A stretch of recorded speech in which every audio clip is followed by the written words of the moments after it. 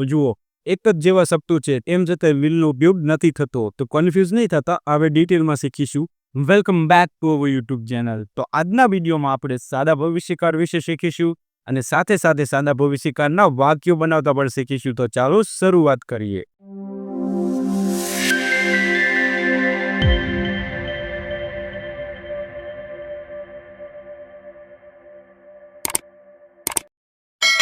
તો જુઓ, આપણે શું કરવાનું છે, અંગ્રેજી બોલતા શીખવાનું છે અને બોલવા માટે શેની જરૂર પડશે? વાક્યોની જરૂર પડશે. તો અત્યારે આપણે શું કરી રહ્યા છીએ? વાક્યો બનાવતા શીખી રહ્યા છીએ અને આગળ આપણે સિમ્પલ સેન્ટેન્સ બનાવતા શીખી ગયા છીએ. તો અત્યારે આપણે કાળના વાક્યો બનાવતા શીખીએ છીએ.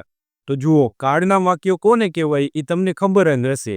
તેમ છતાં એક વખત તમને યાદ કરાવી દઉં.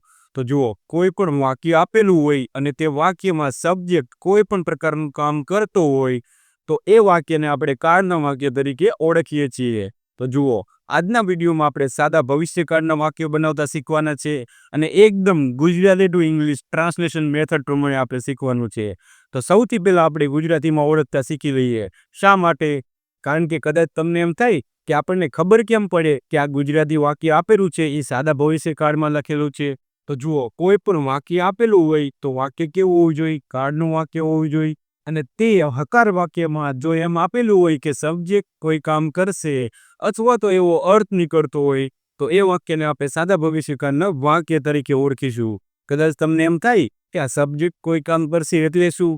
તો જુઓ, એના માટે મેં અહીંયા એક વાક્ય આપ્યું છે, હું કાલે શાળાએ જઈશ. તો જુઓ, તો અહીંયા સબ્જેક્ટ કોણ છે? હું. અને સબ્જેક્ટ શું કામ કરશે? શાળાએ જવાનું કામ કરશે. ક્યારે કરશે? ભવિષ્યના સમયમાં. એટલે કે ક્રિયાપદના અંતે શ, શે, શું અથવા તો શો એવું લાગીને આવેલું હશે અને વાક્યમાં જે કંઈ પણ કામ થવાનું હશે ને એ ક્યારે થશે? ભવિષ્યના સમયમાં થશે એવો અર્થ નીકળતો હશે. તો આપણે ખાસ જોવાનું કે જો શબ્દો ઉપરથી આપણને ખ્યાલ ન આવતો હોય તો શું જોવાનું? વાક્યનો અર્થ જોવાનું કે વાક્યમાં જે કામ થાય છે એ ક્યારે થશે? ભવિષ્યના સમયમાં થાય છે, વર્તમાન સમયમાં થાય છે કે ભૂતકાળમાં થયું હતું? એ આપણે ખાસ જોશું. ભાઈઓનું આપણે થોડાક વાક્ય જોઈ લઈએ કે તમને એકદમ ક્લિયર થઈ ગઈ. તો બીજું વાક્ય જુઓ, હું મારા મિત્રને પત્ર લખીશ. અહીંયા જુઓ તો સબ્જેક્ટ કોણ છે? હું. અને કામ શું થશે? લખવાનું કામ થશે. ક્યારે? ભવિષ્યના સમયમાં. તમને શેના ઉપરથી ખબર પડશે? આ ક્ષ ઉપરથી. તો આ વાક્ય આપણે સાદા ભવિષ્યકાળના વાક્ય તરીકે ઓળખીશું. ત્યારબાદ આગળનું વાક્ય જુઓ, અમે ગરીબ લોકોને મદદ કરીશું. તો અહીંયા જુઓ, અહીંયા પર ક્રિયાપદ અંતે શું લાગીને આવેલું છે? શું લાગીને આવેલું છે? સબ્જેક્ટ કોણ છે? અમે. અને આ મદદ કરવાની જે વાત થાય છે એ ક્યારે કામ થશે? ભવિષ્યના સમયમાં. ત્યારબાદ આગળનું વાક્ય જુઓ, તે બારી ખોલશે. તો અહીંયા જુઓ શું આપેલું છે? ખોલશે. ક્રિયાપદને અંતે શે લાગીને આવેલું છે. સબ્જેક્ટ કોણ છે? તે. તો અહીંયા પણ સબ્જેક્ટ કોઈ કામ કરશે એવો અર્થ નીકળે છે અને જે આ કામ થશે એ ક્યારે થશે? ભવિષ્યના સમયમાં. તો આપણે ખાસ યાદ રાખવાનું કે હકાર વાક્યના અંતે જે ક્રિયાપદ હશે તે ક્રિયાપદના અંતે શ, શે, શું અથવા તો શો એવું કંઈક લાગીને આવેલું હશે અને વાક્યમાં જે કામ થતું હશે એ કામ ભવિષ્યના સમયમાં થશે. એવા વાક્યોને આપણે સાદા ભવિષ્યકાળના વાક્ય તરીકે ઓળખીશું. અને ત્યારબાદ નકાર વાક્ય જુઓ. જો નકાર વાક્ય આપેલું હશે તો કેવો અર્થ નીકળતો હશે? સબ્જેક્ટ કોઈ કામ કરશે નહીં અથવા તો નહીં કરે. આ બંનેમાંથી કોઈ પણ શબ્દો આપેલો હોય, આપણે શું જોવાનું? વાક્ય આપેલું હશે એમાં નકારનો ભાવ આપેલો છે કે નહીં અને જે કામ થાય છે એ ક્યારે થશે? ભવિષ્યના સમયમાં. મોટા ભાગના વાક્યોમાં તો આવો અર્થ નીકળતો જ હશે. જેમ કે અહીંયા જુઓ, હું કાલે શાળાએ જઈશ નહીં. તો અહીંયા જુઓ, ક્રિયાપદને શ લાગીને આવેલું છે, અહીંયા અહીં આપેલું છે. અથવા તો ક્યાંક ક્યારેક તમે આવો વાક્ય પણ જોયા હશે, હું કાલે શાળાએ નહીં જાઉં. તો જ્યારે પણ આપણે બોલતા હોય ને ત્યારે મોટા ભાગે આપણે આવી રીતે જ બોલતા હોય, પરંતુ એ વાક્યનો અર્થ કેવો થાય? તો જુઓ, અત્યારે જવાની વાત ન થતી હોય, ભવિષ્યના સમયમાં જવાની વાત થતી હોય. એટલે કે કામ ક્યારે થશે? ભવિષ્યના સમયમાં થશે. એટલે એને આપણે સાદા ભવિષ્યકાળના વાક્ય તરીકે ઓળખીશું. તો બોલવામાં તો આપણે આવી રીતે શબ્દોનો ઉપયોગ કરતા હોય, પરંતુ લખવાની વાત આવે ત્યારે આપણે આવી રીતે લખવું જોઈએ. ક્યારેક ક્યારેક તમે આવી રીતે પણ જોશો, પરંતુ આપણે શું જોવાનું? વાક્યનો અર્થ કેવો નીકળે છે એ જોવાનું. ત્યારબાદ આગળનું વાક્ય જુઓ, હું મારા મિત્રને પત્ર લખીશ નહીં. અહીંયા જુઓ, નકારનો ભાવ છે, ક્રિયાપદને શ લાવીને આવેલી છે અને આ સબ્જેક્ટ જે કામ નહીં કરે તે ક્યારે થશે? ભવિષ્યના સમયમાં નહીં થાય. ત્યારબાદ આગળનું વાક્ય જુઓ, અમે ગરીબ લોકોને મદદ કરીશું નહીં. તો અહીંયા જુઓ, અહીંયા પણ નકારનો ભાવ આપેલો છે. સબ્જેક્ટ કોણ છે? અમે. અને આ જે કામ નથી થવાનું તે ક્યારે નહીં થાય? ભવિષ્યના સમયમાં. વર્તમાન સમયમાં નથી થતું એવું નથી આપેલું, ભૂતકાળમાં નથી થયું એવું પણ નથી આપેલું. શું આપેલું છે? થશે નહીં. ત્યારબાદ આગળનું વાક્ય જુઓ, તે બજારમાં નહીં જાય. તો જુઓ, આવા શબ્દોનો પણ આપણે પ્રયોગ કરતા હોય તો ખાસ જોજો, જ્યારે નકાર વાક્ય હશે ને ક્યારેક આવા શબ્દો આપેલા હશે અથવા તો આવા શબ્દો આપેલા હશે. આપણે શું જોઈશું? વાક્યમાં જે કામ થવાનું હશે તે ક્યારે થશે? ભવિષ્યના સમયમાં. તો આપણે એ વાક્યને શેમાં સમાવેશ કરીશું? સાદા ભવિષ્યકાળમાં. એકદમ ઇઝી જ છે. અને ક્યારેક ક્યારેક જોજો આવા ભવિષ્યકાળ જેવા શબ્દો આપેલા હશે, તેમ છતાંય એ વાક્યને આપણે ભવિષ્યકાળમાં નહીં સમાવેશ કરીએ તો એ વાક્યને આપણે મે, માઇટ, મસ્ટથી બનાવીશું. તો એ હું તમને આગળ શીખવાડીશ. આ જ વિડીયોમાં આપણે શીખીશું. તો હવે આપણે થોડુંક આગળ જોઈ લઈએ. તો હવે આપણે સેન્ટેન્સ સ્ટ્રક્ચર જોઈ લઈએ. તો જો મેં તમને એક ફોર્મ્યુલા જણાવ્યો જ હતો. કોઈ પણ વિધાન વાક્ય હોય તો એ કેવી રીતે બનશે? SVO. S એટલે સબ્જેક્ટ, V એટલે વર્બ અને O એટલે ઓબ્જેક્ટિવ પાર્ટ. કોઈ પણ વાક્ય હોય SVO પ્રમાણે જ બનશે. જો નકારનું વાક્ય હશે તો ફક્ત આપણે નોટ ઉમેરવું પડશે. તો આપણે એક વખત જોઈ લઈએ. તો સૌથી પહેલાં અફર્મેટિવ સેન્ટેન્સ. અફર્મેટિવ એટલે હકાર વાક્ય થશે. કેવી રીતે બનશે? Subject, verb, objective part. પરંતુ અહીંયા જુઓ, વર્બનું કયું ફોર્મ આવશે? મૂળ રૂપ આવશે. અથવા તો V1 પણ કહો, કારણ કે મોટા ભાગના ક્રિયાપદમાં V1 અને મૂળ રૂપ સમાન જ હોય છે. તો જુઓ, આપણે શું મૂકીશું? મૂળ રૂપ મૂકીશું. પરંતુ એ ક્રિયાપદ ઉપરથી તો આપણને કાળની ખબર નહીં પડે. તો જુઓ, ભવિષ્યકાળમાં કાળ દર્શાવવા માટે વિલ શબ્દનો ઉપયોગ કરીશું. એટલે કે વિલ સાથે ક્રિયાપદ આવશે એ હંમેશા કેવું આવશે? મૂળ રૂપનું જ આવશે. વિલ શું દર્શાવે છે? ભવિષ્યકાળ. અને વિલ સાથે તરત જ જે ક્રિયાપદ આવે એ કયું હશે? મૂળ રૂપ હશે. તો અહીંયા જુઓ, આપણે શું કરીશું? સબ્જેક્ટ, ત્યારબાદ મિલ, ત્યારબાદ વર્બ અને ત્યારબાદ આપણે ઓબ્જેક્ટિવ પાર્ટ મૂકીશું. તો હવે તમને ખબર પડી ગઈ હશે કે ભવિષ્યકાળમાં સહાયકાર ક્રિયાપદ તરીકે શું આવશે? વિલ. શેલ નહીં આવે. ખાસ યાદ રાખજો, મોડર્ન ઇંગ્લિશમાં શેલનો ઉપયોગ ફક્ત મોડલ વર્બ તરીકે થાય છે. તો મોડલ વર્બનો જ્યારે ટોપિક આવશે ત્યારે હું તમને શેલ વિશે સમજાવીશ. ત્યારબાદ જો નકાર વાક્ય હશે તો આપણે ફક્ત એક નોટ ઉમેરીશું. ખાસ જોજો, આપણે મૂકવાનું ક્યાં? વિલ અને વર્બની વચ્ચે નોટને મૂકીશું નકાર દર્શાવવા માટે. ત્યારબાદ ઇન્ટ્રોગેટિવ એટલે કે પ્રશ્નાર્થ વાક્ય હશે. તો પ્રશ્નાર્થ વાક્ય હોય તો કેવી રીતે બને? એકદમ ઇઝી છે. WH આવતું હોય તો એ મૂકવાનું. નહીં તો સહાયકારક ક્રિયાપદ તરીકે આપણે શેનો ઉપયોગ કરીશું? વિલનો. આગળ જુઓ, સાદો વર્તમાન કાળ અને સાદા ભૂતકાળમાં આપણે ડુ ક્રિયાપદનો ઉપયોગ કરતા હતા. એને બદલે સાદા ભવિષ્યકાળમાં આપણે શું મૂકીશું? વિલ મૂકીશું. ત્યારબાદ સબ્જેક્ટ, વર્બ અને ઓબ્જેક્ટિવ પાર્ટ એ તો તમને ખબર જ હશે. જો નકારે હોય અને પ્રશ્નાર્થે હોય તો સબ્જેક્ટ પછી આપણે નોટ મૂકવાનું. બાકીનું બધું તો સેમ જ રહેશે. તો જુઓ, કદાચ તમને એમ થાય કે આ બધું યાદ રાખવાનું, તમારે શું યાદ રાખવાનું? ફક્ત SBO. આ યાદ રાખશો અને ત્યારબાદ હું તમને જેમ વાક્ય બનાવતા શીખવાડું એવી રીતે શીખજો અને પ્રેક્ટિસ કરજો. ત્યારબાદ ઓટોમેટિક તમને આ બધા જ સેન્ટેન્સ સ્ટ્રક્ચર યાદ રહી જશે. તો ચાલો હવે આપણે થોડુંક આગળ જોઈ લઈએ. તો જુઓ, આગળ આપણે જોયું કે સાદા ભવિષ્યકાળમાં વિલ પ્લસ ક્રિયાપદનું મૂળ રૂપ આવશે. ક્યારે? હકાર વાક્યમાં. તો ક્યારે આવશે? હવે આપણે એ જોઈ લઈએ. તો જુઓ, હકાર વાક્ય આપેલું હશે તો એમાં વિલ પ્લસ વર્બનું મૂળ રૂપ આવશે. ક્યારે? તો બધા જ પ્રકારના કર્તા સાથે. કોઈ પણ કરતા હોય આપણે શું મૂકીશું? વિલ પ્લસ ક્રિયાપદનું મૂળ રૂપ. ક્યારે? હકાર વાક્યમાં. જો નકાર વાક્ય હશે તો શું આવશે? Will not plus verb. એટલે કે ફક્ત આપણે નોટ ઉમેરવાનું વિલ અને વર્બની વચ્ચે. એકદમ ઇઝી જ છે. તો હવે જુઓ, હવે આપણે વાક્ય બનાવતા શીખીશું. તો શરૂઆતમાં પ્રથમ વાક્યમાં આપણે બધા જ સ્ટેપ ફોલો કરીશું. તમને ખબર જ છે સ્ટેપ કયા કયા હતા. તેમ છતાં એક વખત યાદ કરી દઈએ. તો જુઓ, અહીંયા શું વાક્ય આપેલું છે? રમેશ રૂમ સાફ કરશે. તો કોઈ પણ વાક્ય આપેલું હોય તો કેવી રીતે બનાવવાનું? સ્ટેપ પ્રમાણે. સૌથી પહેલું સ્ટેપ કેવું હતું? આપણે ઓળખીશું કે વાક્ય કેવું છે. એટલે કે સિમ્પલ સેન્ટેન્સ છે, કાળનું વાક્ય છે, મોડલ વર્બનું વાક્ય છે કે પછી બીજું કોઈ.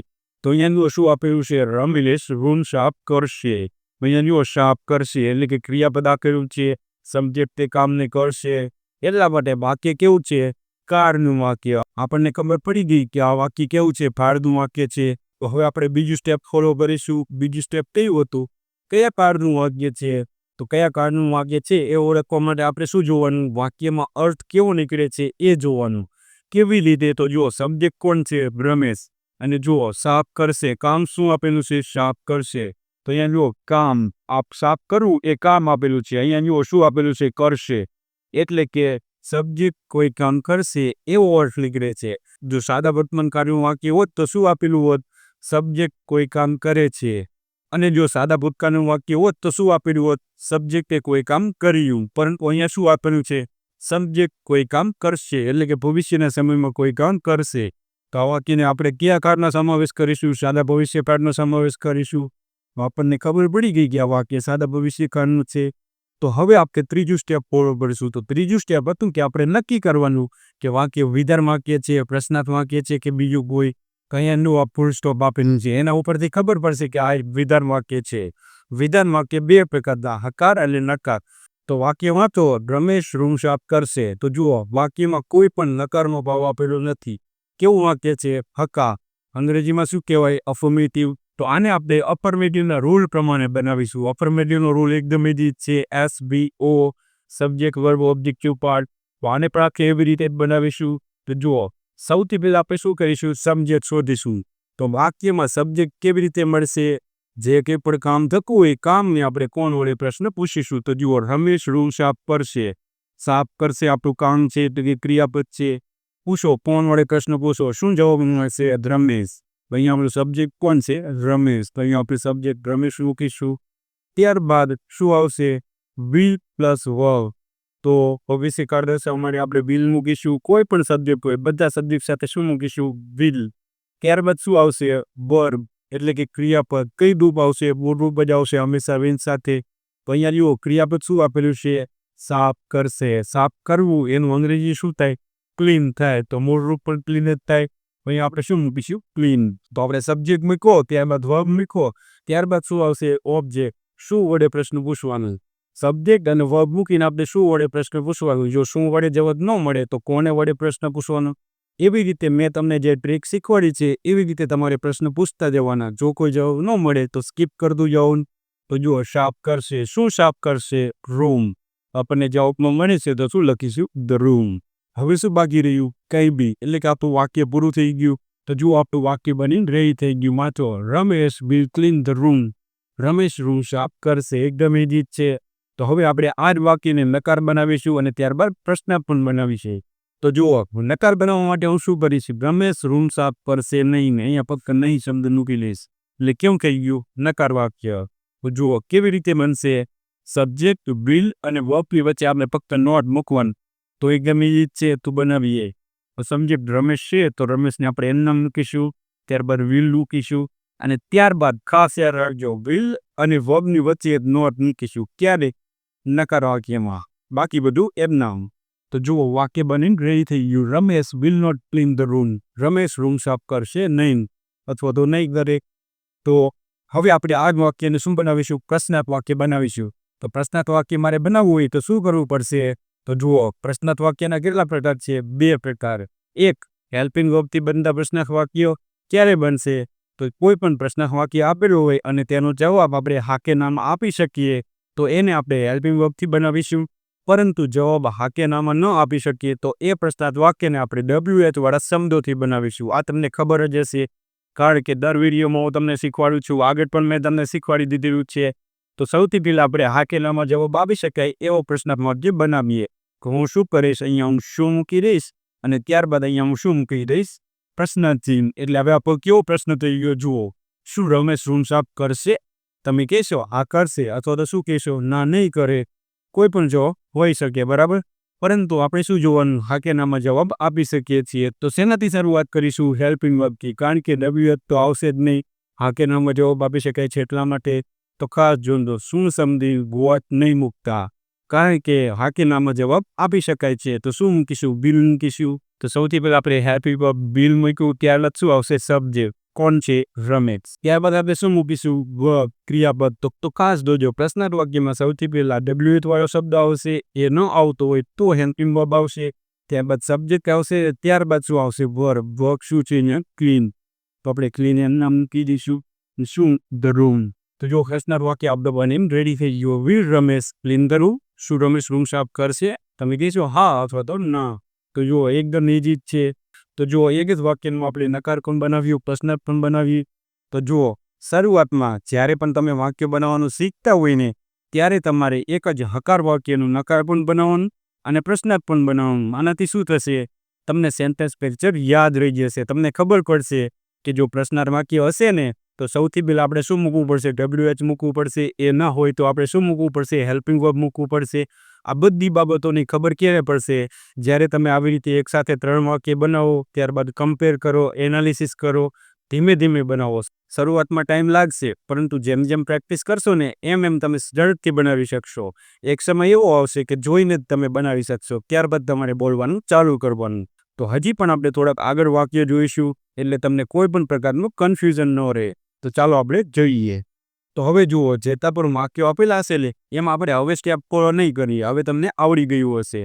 જો ન આવડી ગયું હોય તો આગળનું વાક્ય જોઈ લેજો. તો સૌથી પહેલાં જુઓ, બધે જ વાક્યો કેવા હશે? સાદા ભવિષ્યકાળના હશે. આપણે ફક્ત શું નક્કી કરીશું? આપણે ફક્ત નક્કી કરીશું કે વિધાન વાક્ય છે, પ્રશ્નાર્થ વાક્ય છે કે કેવું વાક્ય, એ નક્કી કરીશું. તો પેલું વાક્ય વાંચો, શિક્ષક કાલે આ પાઠ સમજાવશે. તો જુઓ, અહીંયા શું આપેલું છે? Full stop. કેવું વાક્ય છે? વિધાન વાક્ય. અને કોઈ પણ નકારનો ભાવ નથી, એટલે કેવું વાક્ય છે? અફર્મેટિવ. તો આ વાક્યને આપણે કેવી રીતે બનાવીશું? SVO પ્રમાણે, અફર્મેટિવના સેન્ટેન્સ સ્ટ્રક્ચર પ્રમાણે. એકદમ ઇઝી જ છે. તો જુઓ, વાક્યમાં સબ્જેક્ટ કોણ છે? સૌથી પહેલાં શું જોવાનું? કામ શું થાય છે? કોઈ પણ ગમે તેવડું મોટું વાક્ય હોય ને, કોઈ શું કરવાનું? પહેલાં કામ શોધવાનું. અને ક્રિયાપદ, મુખ્ય ક્રિયાપદ હશે ને, જે કામ થતું હશે, તે હંમેશા વાક્યને અંતે જ હશે. જુઓ, શિક્ષક કાલે આ પાઠ સમજાવશે.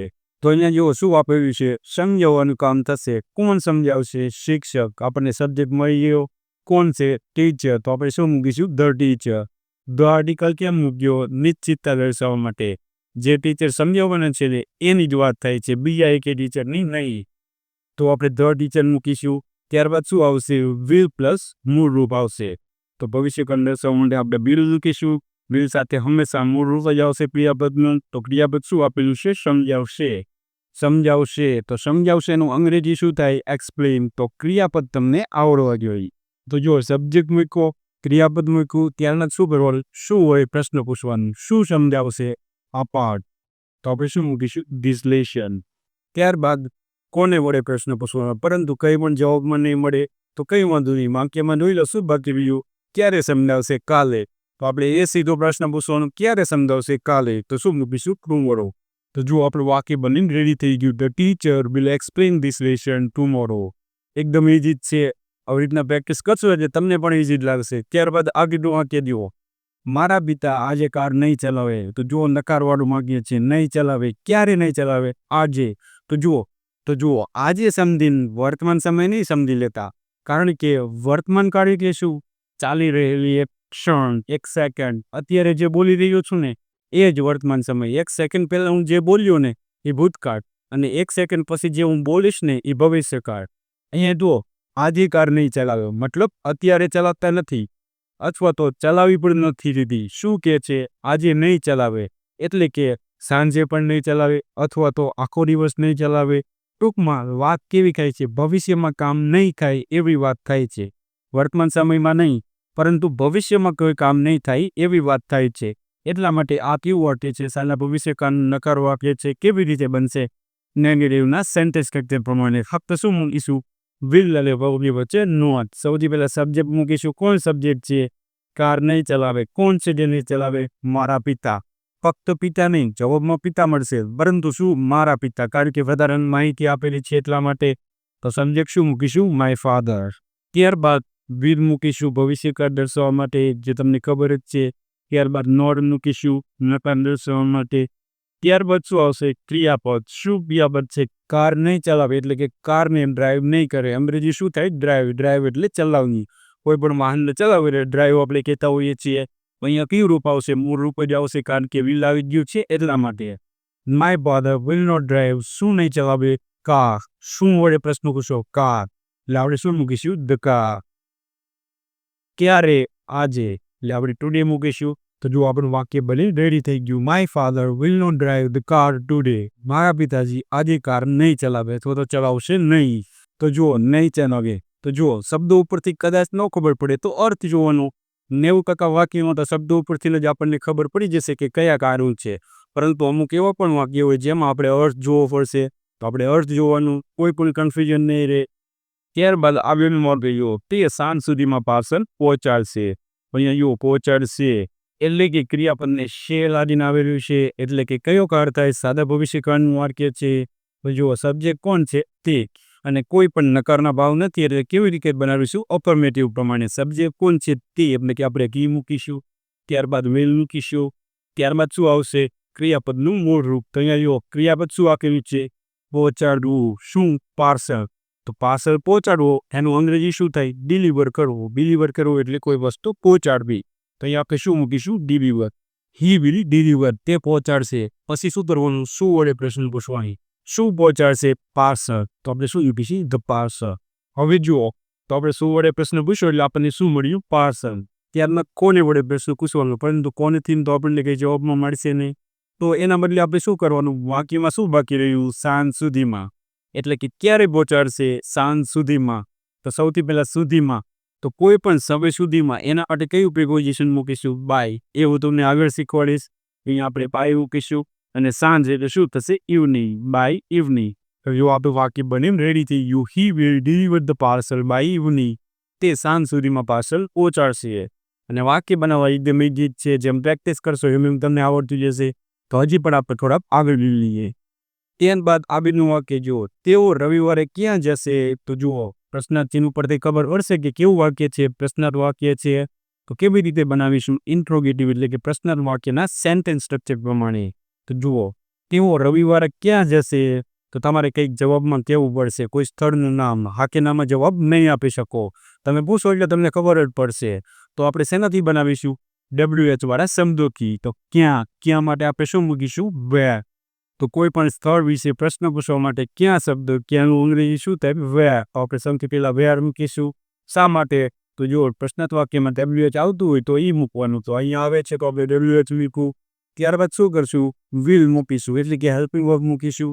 તો શું હેલ્પિંગ વર્બ આવશે ભવિષ્યકાળ છે એટલે મને વિલ આવશે. ત્યારબાદ શું આવશે સબ્જેક્ટ. કોણ સબ્જેક્ટ છે તેઓ એટલે કે ધે. તો અહીંયા આપણે શું મૂકીશું ધે. ત્યારબાદ શું આવશે તો અહીંયા દો સબ્જેક્ટ પછી શું આવશે વર્બ. તો અહીંયા જુઓ ક્રિયાપદ શું આપેલું છે જશે, એટલે કે જવાની વાત થાય છે. ગો ક્રિયાપદ આવશે કારણ કે વિલ સાથે હંમેશા મૂળ રૂપ જ આવે. તો અહીંયા આપણે ગો મૂકીશું. ત્યારબાદ શું બાકી રહ્યું રવિવારે ઓન સન્ડે. કોઈ પણ વાર હોય વારના દિવસે એટલા માટે ઓન મૂકીશું. તો જો આપણું વાક્ય બની રેડી થઈ ગયું. Where will they go on Sunday, રવિવારના દિવસે તેઓ ક્યાં જશે. એ તમે જ છે. ત્યારબાદ આગળનો માંગી જુઓ, તમે સ્ટેશન સુધી કેવી રીતે પહોંચશો. તો તમારે શું કહેવું પડશે કંઈક જવાબમાં કહેવું પડશે. કાર દ્વારા, બાઇક દ્વારા, ટેક્સી દ્વારા કંઈ પણ જવાબમાં કહેવું પડશે. ટૂંકમાં હા કે નામાં જવાબ નહીં આપી શકો. માટે આ પ્રશ્નાર્થ વાક્ય કેવી રીતે બનશે WH વાળા શબ્દોથી. તો શું મૂકીશું કેવી રીતે, એટલે કે આપણે શું મૂકીશું હાઉ. હાઉ એટલે શું થાય કેવી રીતે. તો જુઓ એસથી શરૂઆત થાય છે ને, તો એટલા માટે જ આપણે કહીએ છીએ કે W કે એસથી શરૂઆત થતા શબ્દો. તો સૌથી પહેલાં આપણે હાઉ મૂક્યું. ત્યારબાદ શું આવશે વિલ, હેલ્પિંગ વર્બ તરીકે વિલ આવશે. ત્યારબાદ શું આવશે સબ્જેક્ટ તમે એટલે યુ આવશે. તેઓ નથી, તે ઓ હોત ને તો ધેમ કે. અહીંયા જો તે ઓ આપેલું, અહીંયા તમે આપેલું, તો બંનેમાં તફાવત. હાઉ વિલ યુ, પછી શું ક્રિયાપદ મૂકીશું પહોંચવો. જુઓ પહોંચાડવું અને પહોંચવું બંને અલગ છે. પહોંચવું રીચ, પહોંચાડવું ડિલિવર. અહીંયા આપણે શું મૂકીશું રીચ. અહીંયા જુઓ REACH રીચ મૂકવાનું. RICH વાળું રીચ નહીં, RICH રીચ એટલે શું થાય સમૃદ્ધ પૈસા લાભ. પરંતુ REACH એટલે શું થાય ક્રિયાપદ પહોંચવું. હાઉ વિલ યુ રીચ, ક્યાં પહોંચવાનું તો સ્ટેશન સુધી. અહીંયા જુઓ અહીંયા ફક્ત સુધી જ આપેલું, અહીંયા સુધીમાં નથી આપેલું, અહીંયા માં એવો શબ્દ નથી આપેલો, ફક્ત શું આપેલું છે સુધી, મતલબ સ્ટેશન સુધી. તો કોઈ સ્થળ સુધી વાત થાય છે. તો આપણે શું મૂકીશું how will you reach the station. તો જો આપણું વાક્ય બનીને રેડી થઈ ગયું. How will you reach the station, station સુધી તમે કેવી રીતે પહોંચશો, એકદમ એ જ છે. ત્યારબાદ આગળનું વાક્ય જુઓ, દરવાજો કોણ ખોલશે. તો જુઓ આ વાક્ય કંઈક અલગ છે. કેમ કે અહીંયા જુઓ દરવાજો રવિ ખોલશે. હવે હું એમ લખું ને કે દરવાજો રવિ ખોલશે, તો જુઓ તો સબ્જેક્ટ કોણ છે આ રવિ. પરંતુ આ જે વાક્ય આપેલું છે દરવાજો કોણ ખોલશે, એમાં આ જે પ્રશ્ન પૂછવામાં આવ્યું છે એ કોના વિશે પૂછવામાં આવ્યું છે સબ્જેક્ટ વિશે. તો જુઓ જ્યારે પણ વાક્યમાં જે સબ્જેક્ટ હોય એ સબ્જેક્ટ વિશે પ્રશ્ન પૂછવામાં આવ્યો હોય તો એ વાક્યને આપણે સ્પેશિયલ કેસવાળું વાક્ય ગણીશું. એટલે કે એ વાક્યને આપણે પ્રશ્નાર્થ વાક્યના સેન્ટેન્સ સ્ટ્રક્ચર પ્રમાણે નહીં બનાવીએ. કેવી રીતે બનાવવાનું, WH વાળા શબ્દ પ્રમાણે. એટલે કે જે પ્રશ્નાર્થ વાક્યમાં WH વાળો શબ્દ હશે એને જ આપણે સબ્જેક્ટ સમજીને વિધાન વાક્યની જે બનાવો તો એ લો. ખાસ જ્યારે કોણ વડે પ્રશ્ન પૂછ્યો હશે ને એટલે આવી રીતે બનશે ભૂ વડે. જો ન સમજાણું હોય તો અહીં જોઈ લે કે જુઓ કોણ માટે આપણે અહીંયા હું મૂકીશું. હવે જુઓ WH વાળો શબ્દ મૂકી દીધો. જો આપણે ઇન્ટ્રોગેટિવના સેન્ટેન્સ સ્ટ્રક્ચર પ્રમાણે બનાવીએ તો શું મૂકવું પડે? વિલ મૂકવું પડે. બરાબર. તો હજી પણ આપણે વિલ જ મૂકીશું. Who will. પરંતુ હવે જુઓ હવે આપણે શું મૂકવું પડશે? સબ્જેક્ટ. તો જો વાક્યમાં સબ્જેક્ટ કોણ છે? ખોલશે. કોણ ખોલશે? તો એ તો પ્રશ્ન પૂછ્યો. કોણ તો આપણને પ્રશ્ન પૂછ્યો એ બરાબર નહીં. એટલા માટે જો તમને આ ખબર હોય તો શું થાય? સબ્જેક્ટ કેવી રીતે મળશે? કન્ફ્યુઝન થાય. બરાબર. એટલા માટે આ વાક્યને આપણે કેવી રીતે બનાવીશું? અફર્મેટિવના સેન્ટેન્સ રીતે પ્રમાણે વિલ મૂકી દીધું. હવે શું મૂકશું? વાવ. શું વર્બ આવશે? ખોલશે એટલે કે ઓપન. Who will open. શું ખોલશે? દરવાજો. The door. તો જુઓ આપણું પ્રશ્નાર્થ વાક્ય બની રેડી થઈ ગયું. આ જે WH વાળો શબ્દ છે ને એ જ આપણો સબ્જેક્ટ છે. ત્યારબાદ આપણે શું મૂક્યું? આ વર્બ. જેમ વિધાન વાક્યમાં મૂકતા હતા એવી રીતે. અને અહીંયા ઓબ્જેક્ટિવ પાર્ટનો object. Who will open the door. આપણું વાક્ય બની રેડી થઈ ગયું. તો આવા વાક્ય હોય ખાસ કોણ વડે પ્રશ્ન પૂછ્યો હોય અને જ્યારે પણ સબ્જેક્ટ વિશે પ્રશ્ન પૂછ્યો હોય તો એને આપણે આવી રીતે બનાવવાના. એકદમ ઇઝી જ છે. જે આગળ આપણે ઓલરેડી શીખી પણ ગયા છીએ. તો હજી પણ આપણે થોડુંક આગળ જોઈ લઈએ. તો જુઓ ક્યારેક વાક્યમાં શબ્દો કેવા આપેલા છે? ભવિષ્યકાળ જેવા જ આપેલા છે. તેમ છતાંય આપણે એ વાક્યને ભવિષ્યકાળના વાક્યની જેમ નહીં બનાવીએ. એ વાક્યમાં આપણે મેનો ઉપયોગ કરીશું, માઇટનો ઉપયોગ કરીશું, મસ્ટનો ઉપયોગ કરીશું, વુડનો ઉપયોગ કરીશું. તો ક્યારેક હશે એ હું તમને અત્યારે આઈડિયા આપી દઉં. પરંતુ આ બાબત હું ડિટેલમાં તમને જ્યારે મોડેલ વર્ક શીખવાડીશ ત્યારે ફરી પાછો શીખવાડીશ. અત્યારે તમને ખબર હોવી જોઈએ. શા માટે? તમને કન્ફ્યુઝન ન થવું જોઈએ. તો અહીંયા જુઓ થોડા જેવું વાક્યો આપેલા છે. પહેલું વાક્ય આખું ભવિષ્યકાળનું વાક્ય છે સાદા ભવિષ્યકાળનું સમજવા માટે. તે શાળાએ જશે. તો આને આપણે કેવી રીતે બનાવતા હતા? He will go to school. એકદમ ઇઝી છે. ત્યારબાદ આવેલું વાક્ય જુઓ તે કદાચ શાળાએ જશે. હવે અહીંયા જુઓ શું આપેલું છે? જશે. ક્રિયાપદને શું લાગીને આવેલું છે? છે. તો જુઓ વાક્યમાં જે કામ આપેલું છે ને એ પણ ભવિષ્યમાં થશે એવો અર્થ નીકળે છે. બરાબર. પરંતુ અહીંયા જુઓ કદાચ શબ્દ આપેલું છે. આ શું દર્શાવે છે? પોસિબિલિટી. શક્યતા દર્શાવે છે. કદાચ જાય તે ન પણ જાય. તો જ્યારે પણ વાક્યમાં કદાચ શબ્દ આપેલો હોય અથવા તો પોસિબિલિટી આપેલી હોય તો શબ્દો કેવા હશે? ભવિષ્યકાળ જેવા જ શબ્દો હશે. અને જે કામ થતું હશે એ કદાચ ભવિષ્યમાં જ થતું હશે. પરંતુ ખાસ એ વખતે આપણે વિલનો ઉપયોગ નહીં કરીએ. શેનો ઉપયોગ કરીશું? જો કદાચ શબ્દ આપેલો હોય તો મે પણ આવી શકે, માઇટ પણ આવી શકે. બાકી બધું સેમ જ રહેશે. ફક્ત વિલની જગ્યાએ શું મૂકવાનું? મે કે માઇટ. આગળ તમને શીખવાડીશ. અત્યારે તમને આઈડિયા આપું છું. સબ્જેક્ટ કોણ છે? તે તો અહીંયા ડી મૂકીશું. ત્યારબાદ જુઓ વિલની જગ્યાએ શું મૂકવાનું? મે કે માઇટ. આ એક ખાસ જોજો. મે ક્યારે આવશે, માઇટ ક્યારે આવશે એ હું તમને મોડેલ વિશે શીખવાડું ત્યારે શીખવાડીશ. પરંતુ અહીંયા શું આવશે? મે પણ આવી શકે, માઇટ પણ આવી શકે. એક જ જેવો શબ્દ છે તેમ છતાં પણ હી મે માઇટ. બાકીનું બધું એમ નામ ગો ટુ સ્કૂલ. તો જો આપણે વાક્ય બની રહી જઈએ he may go to school, he might go to school. બંનેમાં થોડો તો નામ એવો ડિફરન્સ છે. શું? તો આ સ્ટ્રોંગ પોસિબિલિટી દર્શાવી 50% જેટલી. માઇટ આપેલું હોય તો લેસ પોસિબિલિટી એટલે કે 30-40% જેટલી પોસિબિલિટી દર્શાવે. એટલે કે હું એમ કહું ને હી મે ગો ટુ સ્કૂલ તો 50% ચાન્સ હોય કે તે જાય અને 50% ચાન્સ એવો હોય કે ન પણ જાય. પરંતુ હું એમ કહું ને હી માઇટ ગો ટુ સ્કૂલ તો 30-40% જેટલો ચાન્સ હોય કે તે સ્કૂલે જશે. તો આ બંને વચ્ચે નામ એવો તફાવત છે. અને સ્પોકન ઇંગ્લિશમાં તો તમે બંનેમાંથી કોઈ પણ એક વાપરી શકો. મે વાપરો તોય ચાલે, માઇટ વાપરો તોય ચાલે. આવું આપણે ક્યારે ધ્યાન રાખવાનું? પરીક્ષામાં. આગળનું વાક્ય જુઓ તે જરૂર શાળાએ જશે. અહીંયા પણ શબ્દો કેવા છે? ભવિષ્યકાળ જેવા જ શબ્દો છે. પરંતુ અહીંયા શું આપેલું છે? જરૂર. એટલે કે જરૂર શાળાએ જશે. આપણે એમ કહેતા હોય ને તે આ કામ તો કરશે જ. એટલે 99% પોસિબિલિટી હોય કે આ કામ થશે જ કે. એટલે કે જે પોસિબિલિટી એટલે કે શક્યતા હોય એ કેવી હોય? સ્ટ્રોંગ હોય, મજબૂત હોય. તો સ્ટ્રોંગ પોસિબિલિટી દર્શાવવા માટે આપણે શેનો ઉપયોગ કરવો જોઈએ? મસ્ટનો ઉપયોગ કરવો જોઈએ. 90-100% જેટલી પોસિબિલિટી હોય કે આ કામ થશે. કદાચ ન પણ થાય. 90-100% એટલે કે 10% એવું પણ હોય કે ન પણ કરે. પરંતુ આપણે શું સમજવાનું? સ્ટ્રોંગ પોસિબિલિટી દર્શાવી હોય એટલે આપણે શેનો ઉપયોગ કરવાનો? મસ્ટનો. ગુજરાતી વાક્યમાં તો જરૂર એવા શબ્દો આપેલા રહેશે. તો આપણે શું મૂકીશું? હી. ત્યારબાદ આપણે શું મૂકીશું? વિલની જગ્યાએ મસ્ટ મૂકીશું. બાકી બધું તો સેમ જ રહેશે. He must go to school.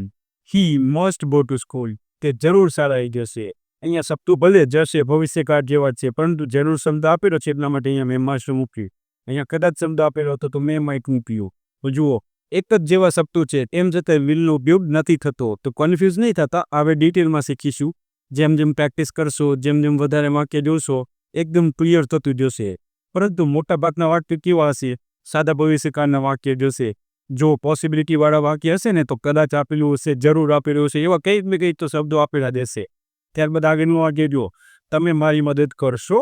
તો આપણે જો કોઈને વિનંતી કરતા હોય ને, રિક્વેસ્ટ કરતા હોય, બરાબર, કેમ કે આપણે કોઈની મદદની જરૂર છે એટલા માટે. તો હું શું તમને કહેતો હોય, તમે મારી મદદ કરશો. તો જુઓ, હું તમારી પાસે મદદ માંગતો હોય તો હું કંઈ તમને ઓર્ડર તો કરતો ન હોય.